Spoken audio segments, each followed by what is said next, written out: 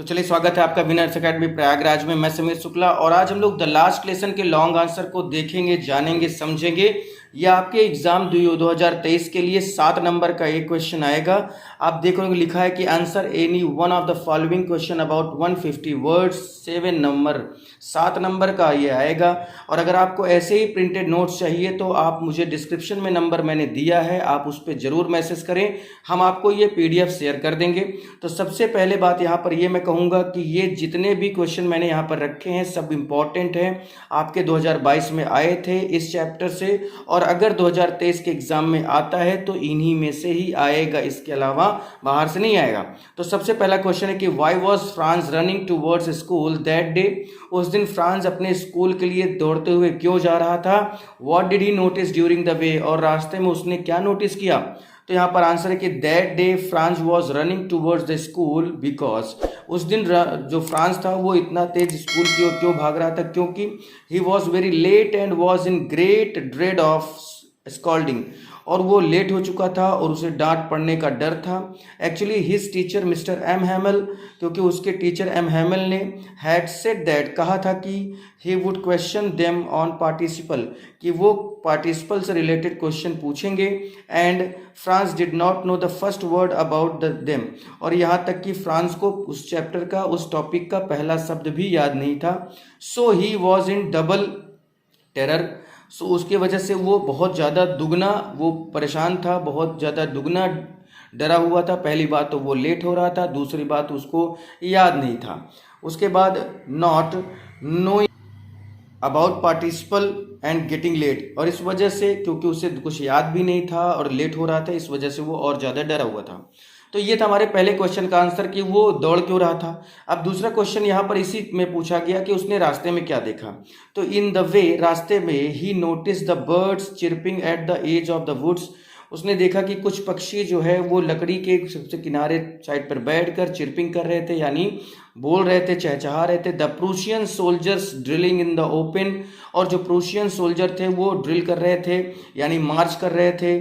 Field back of the saw mill, और वो saw मिल क्या होता है, जहाँ पर लकड़ियों की कटाई होती है। And it was all much more tempting, और ये बहुत ज़्यादा एक तरह से परेशान करने वाली चीज़ें थी। Then the rule of participles, लेकिन ये सारी चीज़ें एक तरह से देखा जाए तो पार्टिसिपल के सामने कुछ नहीं थी। When he pass the town hall, जब वो टाउन हॉल के आगे बढ़ा, then he was called by blacksmith, तभी उसको एक ब्लैक स्मिथ ने बुलाया। Wachter who was there with his apprentice, जो अपना काम कर रहा था उसने उसे बुलाया।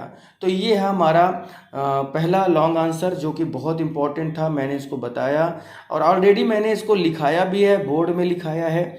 तो अगर आपने पुराना वीडियो नहीं देखा तो उसको भी देख सकते हैं, वहाँ पर मैंने लिखा था, लिख के मैंने बताया था। यहाँ पर आपको मैं प्रिंटेड नोट्स के जरिए बताने की कोशिश कर रहा हूँ कि कैसे आप आराम से, अब इससे होगा क्या, इसको लिखने में आपको गलती नहीं होगी, आप तुरंत इसका स्क्रीन शॉट ले सकते हैं, अपने से लिख सकते हैं, बना सकते हैं। तो चलिए क्वेश्चन नंबर 2 की ओर बढ़ते हैं। क्वेश्चन नंबर 2 है कि what was the scene inside the class when Franz reached to the school. जब इसे स्कूल के अंदर जब फ्रांस पहुंचता है तो वहाँ का सीन कैसा होता है, नज़ारा कैसा होता है।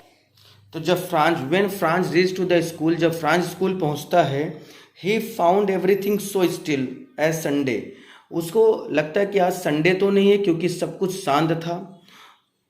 Through the window he saw his classmate, और जब उसने विंडो में से अंदर झांका तो उसने अपने क्लासमेट्स को देखा। Already in their places and M Hamel was walking up and down with the terrible iron ruler under his arm, और उसने क्या देखा कि जो उसके टीचर एम हैमल हैं वो इधर से उधर, ऊपर नीचे की तरफ घूम रहे हैं, टहल रहे हैं, और उन्होंने अपने अंडर हिज आर्म यानी अपने साइड में एक लोहे की छड़ी दबाए रखी थी। He saw his teacher M Hamel wearing his beautiful green coat, और उसने देखा कि उसके टीचर ने यानी एम हैमल ने बहुत बेहतरीन सी सुंदर सी ग्रीन कोट पहनी थी। He saw the village people, उसने गांव के लोगों को भी देखा। Sitting quietly on the back benches, जो बड़े शांति के साथ पीछे के बेंचेस में बैठे थे, including old Hauser, the former mayor, the former post master and the several other. यानी गांव के वो बड़े बड़े, चाहे प्रधान हो, चाहे वो पोस्ट मास्टर हो, चाहे वो मेयर हो, सभी को उसने अपनी क्लास में बैठे देखा। So everything and everybody was still and silent that day. और उसने देखा कि सब एकदम शांत हैं, सब एकदम बैठे हुए हैं, सब एकदम चुप हैं, स्थिर है। इस वजह से वो सारी चीज़ें इसने अपने क्लास के अंदर नोटिस की। क्वेश्चन नंबर हमारा 3 आता है यहाँ पर कि how did the announcement of the last lesson of fact affect France. यानी फ्रांस कैसे उस लास्ट लेसन के अनाउंसमेंट से ज़्यादा प्रभावित हुआ, क्योंकि उसके टीचर ने जो भी बताया वो आप आंसर में देखेंगे। मैंने ऑलरेडी इसका हिंदी एक्सप्लेनेशन भी दिया है, आप इस चैप्टर का हिंदी एक्सप्लेनेशन देखें, बेहतरीन बताया है। इसके लॉन्ग आंसर भी मैंने लिखाए हैं एक बार 2022 के लिए, क्योंकि ये हमारा 2023 की तैयारी चल रही है, तो उसी के हिसाब से हमने यहाँ पर कोशिश की है कि आपको इस तरह से नोट्स और इस तरह से चीज़ों को बताया जाए। इससे आपको ज़्यादा क्लियरली सब कुछ दिखाई दे जाएगा, कोई गलती भी लिखने में नहीं होगी। तो यहाँ पर हमारा है कि how did the announcement of the last lesson affected the France. यानी फ्रांस को कितना ज़्यादा उस लास्ट अनाउंसमेंट ने, घोषणा ने अफेक्ट किया, प्रभावित किया। तो the announcement of the last lesson affected France in very deep manner. बहुत ज़्यादा अंदर तक वो झकझोर सा गया। Those words were a thunder clap for him. और ऐसा लग रहा था कि कोई बिजली सी गिर पड़ी है उसके ऊपर। He started to think about his mother tongue French. क्योंकि उसने उसकी जो मातृभाषा फ्रेंच थी उसके बारे में सोचना शुरू किया। ही थॉट दैट, उसने सोचा कि he hardly knew how to write, उसको बड़ी मुश्किल से तो लिखना आया था। And he should never learn any more, और अब वो लगता है कि अब कभी आगे सीख भी नहीं पाएगा। He was feeling sorry for not learning his lessons, और उसे अपने जो वो चैप्टर्स नहीं याद करता था उसके लिए अब बहुत दुख होता था कि मैंने याद नहीं किया या मैं याद नहीं करता था।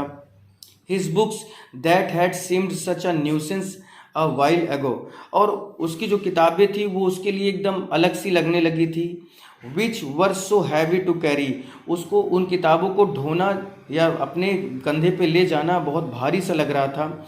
His grammar and his history of the saints, उसकी जो ग्रामर की बुक थी, जो सेंट्स की किताबें थी, जो हिस्ट्री थी, इतिहास था, were felt old friends by him, ऐसा लग रहा था कि वो सब उसके पुराने दोस्त हैं।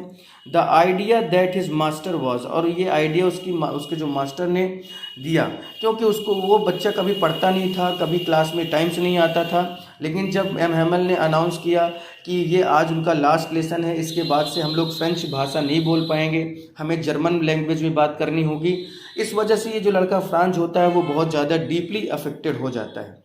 आगे भी ये देखते हैं, going away that he should never see him again, क्योंकि उसके मास्टर ने कहा कि वो वहाँ से जा रहे हैं और उसे कभी दोबारा नहीं दिखाई देंगे। Made him forget all about the ruler and how cranky he was, और वो सारी चीज़ों को बोलते कि तुम लोग मुझे भूल जाना, मेरा जो बिहेवियर था वो भूल जाना। So in total the announcement of the last lesson made Franz realised importance of the native language, और इस तरह से उसने ये समझ लिया कि जो एक मातृभाषा होती है वो उसको दूर करना, अपने आप में छोड़ देना, या अपनी भाषा ना बोलकर कोई और भाषा बोलने के लिए अगर कहा गया जाएगा तो बहुत ज़्यादा इफेक्टेड तो होगा ही। चलिए क्वेश्चन नंबर हमारा 4 चलते हैं। चलिए क्वेश्चन नंबर 4 है कि what happened at last, how did M Hamel last the class. अंतिम में क्लास में क्या होता है और एम हैमल उस क्लास का अंत कैसे करते हैं। तो at last the church clock struck 12, जैसे ही उस चर्च एक वहाँ पर होता है उसमें जब जैसे 12 बजते हैं, and then the Angelus the trumpets of the Prussians, जो प्रूशियंस होते हैं, जो प्रूशियन सोल्जर्स होते हैं, क्योंकि प्रूशियन जर्मनी के होते हैं और ये इन्हीं लोगों ने फ्रांस पर आक्रमण किया था, फ्रांस हार गया था, और वहाँ के जो प्रूशियन सोल्जर थे वो अपने ढोल वोल बजाते हुए, ट्रम्पेट्स यानी जो बजाने का एक इंस्ट्रूमेंट होता है उसको बजाते हुए रिटर्निंग फ्रॉम ड्रिल, वो लोग ड्रिल कर वापस हो रहे थे। साउंडेड अंडर दियर विंडोज़, और वो जो आवाज़ थी वो अंदर तक आ रही थी खिड़की से। M Hamel stood up, M Hamel खड़े होते हैं। He was looked very pale, उनका चेहरा एकदम पीला सा दिखाई देता है, यानी वो बहुत दुखी होते हैं। He tried to say something but something choked his throat, वो कुछ कहना चाहते थे लेकिन उनके गले से आवाज़ बाहर आ ही नहीं रही थी। Actually he was unable to speak due to the pain of farewell, क्योंकि वो बहुत ज़्यादा दुखी थे कि आज के बाद से वो उनका फेयरवेल होगा, यानी आज के बाद से वो कभी पढ़ा नहीं पाएंगे, अपनी भाषा नहीं सिखा पाएंगे, बच्चों को उनकी भाषा नहीं सिखा पाएंगे। And the last day in the town, और हो सकता है कि वो उनका अंतिम दिन होगा उस जगह पर। So he couldn't go on speaking any more, और इस वजह से वो ज़्यादा कुछ बोल नहीं पाए। Then he return to the black board, उसके बाद वो ब्लैक बोर्ड के पास जाते हैं। Took a piece of chalk, chalk का एक टुकड़ा उठाते हैं। Wrote a large as he could, और एक बहुत बड़ा सा, जितना बड़ा वो लिख सकते थे उन्होंने लिखा विवे ला फ्रांस, उन्होंने लिखा विवे ला फ्रांस, यानी फ्रांस जिंदाबाद। देन ही स्टॉप्ड, उसके बाद वो रुक जाते हैं, and and leaned his head against the wall, और अपने सर को उस हेड जो वॉल होती है उस पर झुकाते हैं, झुककर खड़े हो जाते हैं। And without word made a gesture to them with his hand, school is dismissed, you may go, वो बिना कुछ बोले अपने हाथ से इशारा सबको करते कि आप लोग बाहर जाइए, आपकी क्लास ख़त्म हो चुकी है, यानी अब मैं आपको नहीं पढ़ाऊंगा, आप लोग की क्लास ओवर हो चुकी है, आप लोग जाएं। तो ये था हमारा नेटिव लैंग्वेज से प्यार। जब हमें अपनी भाषा कोई छोड़ दे और हमें कोई दूसरी भाषा बोलने के लिए कहा जाता है तो बहुत दुख होता है, यहाँ पर यही बताया गया है। तो ये था हमारा लॉन्ग आंसर, आपके प्रोज का पहला चैप्टर, द लास्ट लेसन। इसका कल मैंने शॉर्ट आंसर बताया, आज लॉन्ग आंसर बताया। अगले दिन हम लोग जो लॉस्ट स्प्रिंग है इसका शॉर्ट आंसर, इसका लॉन्ग आंसर भी पढ़ेंगे, जानेंगे, समझेंगे। क्लास 11 का भी आपको इस समय इंग्लिश मिल रही है, क्लास 10th की भी मिल रही है, क्लास 12th की भी मिल रही है, सब कुछ लेते चले, सब बढ़िया से बराबर से काम चल रहा है। आप बिल्कुल परेशान ना हो, बस अपने दोस्तों को शेयर करें, चैनल पे नए हो तो सब्सक्राइब कर दें और बिल्कुल लाइक करें जरूर, और दोस्तों को जरूर शेयर करें, क्योंकि ऐसी नोट्स मिल पाना बड़ा मुश्किल होता है। फिर आज के लिए इतना ही, थैंक यू।